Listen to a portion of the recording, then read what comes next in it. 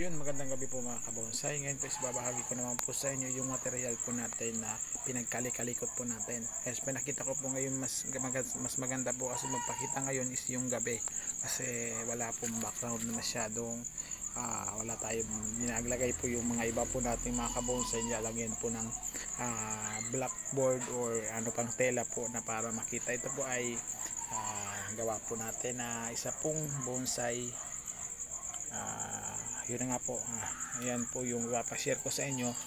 Ito po ay itong yung ginawa ko lang po na rock formation na nakikita nyo po is nakasemento po yan. Medyo matagal na din po ito. Ngayon po is niripat ko po siya, pinalitan ko lang po ng dagdag lupa hanggang lang dito, pero hindi natin siya fully tinanggalan po ng lupa, additional soil lang po tayo. Ito po yung flowering bonsai natin na kalaan po natin na video na winar ko po yan, ng mga bakat pa na wire na yan. Galing po from cutting na medyo natagalan na natin sa nasa wild po natin, pina-wild po natin.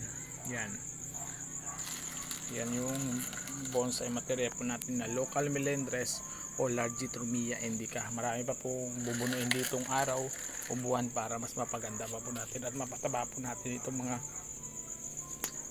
bago po nating wire na bonsai. Yan pa, balik po tayo sa topic para ibahagi ko po sa inyo ngayon. Ito po ay ginawa ko lang po. Yan, tinignan nyo po, mayroong mga aluminum wire sa dyan.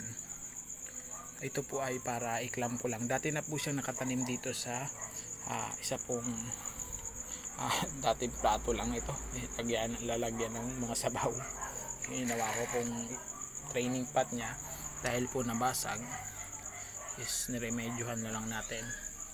Ito yung pinagdikit-dikit ko po at inipit ko po siya. Unang tingnan nyo po yung style na inipit ko pong kusa. Yung material natin medyo nakangat na din yung ibang lupa niya at nag-expose root.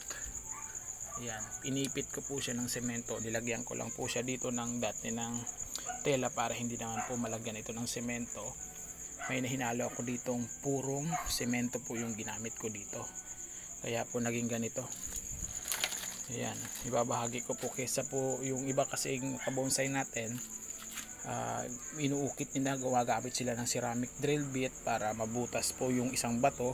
Sa akin po yung mga tipak-tipak na bato is pinagdugtong-dugtong ko na lang sa pamamagitan ng purong semento yung ginamit natin.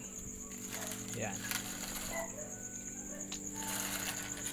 Yan mga kabonsay, yung kabuuan na nagawa po natin. Nilulumot na din yung part na ito at taklam. Yan yung Largitrumia natin, isang flowering bonsai po. Kaya salamat po sa naglaan ng oras sa panonood po. Ngayon isa binahagi ko po ngayon. Masayang pagbubonsai po sa lahat. Isa pong Largitrumia flowering bonsai cascade po yung ginawa natin. Sana makabili tayo ng magandang paso na babagay dito. Kaya hanggang dito na lang po mga kabonsai. Salamat po sa panonood. Happy bonsai making po. Keep safe and God bless. Peace.